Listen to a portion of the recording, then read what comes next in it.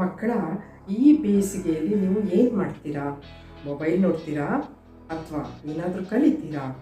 ಪರೀಕ್ಷೆಗಳು ಮುಗಿಯಿತು, ರಜಾ ಬಂದ ಕೂಡಲೇ ಮಕ್ಕಳು ಪುಸ್ತಕಗಳನ್ನು ಹಳೆ ಪೇಪರ್ಗೆ ಹಾಕಿ ಸದ್ಯ ಸ್ಕೂಲ್ ರಿಓಪನ್ ಆಗೋವರೆಗೂ ಪುಸ್ತಕದ ಸಹವಾಸ ಬೇಡ ಅಂತ ನಿರಾಳವಾಗಿರ್ತಾರೆ. ತಾಯಂದಿರು ಇವ್ರ ಕಾಟ ತಡೆಯೋದು ಹೇಗೆ ಅಂತ ಚಿಂತಿಸ್ತಾರೆ. ರಜೆಯಲ್ಲಿ ಏನು ಮಾಡಿದ್ರಿ ಅಂತ ಕೇಳಿದ್ರೆ ಏನೂ ಇಲ್ಲ ಅಂತ ಬೆಚ್ಚ ಮೊರೆ ಹಾಕ್ತಾರೆ. ರಜೆ ಅಂದರೆ ಬರೀ ರೆಸ್ಟ್ ಅಲ್ಲ, ಇದು ಅಪ್ಗ್ರೇಡ್ ಆಗೋ ಸಮಯ. ಈ ಬೇಸಿಗೆಯಲ್ಲಿ ನೀವು ಹೊಸ 5 ಸ್ಕಿಲ್ಸ್ ಕಲೀರಿ. ಡ್ರಾಯಿಂಗ್ ಅಥವಾ ಪೇಂಟಿಂಗ್ ಕ್ರಿಯೇಟಿವಿಟಿ ಹೆಚ್ಚಿಸುತ್ತೆ. ಕೋಡಿಂಗ್ ಫ್ಯೂಚರ್ಗೆ ಸೂಪರ್ ಸ್ಕಿಲ್.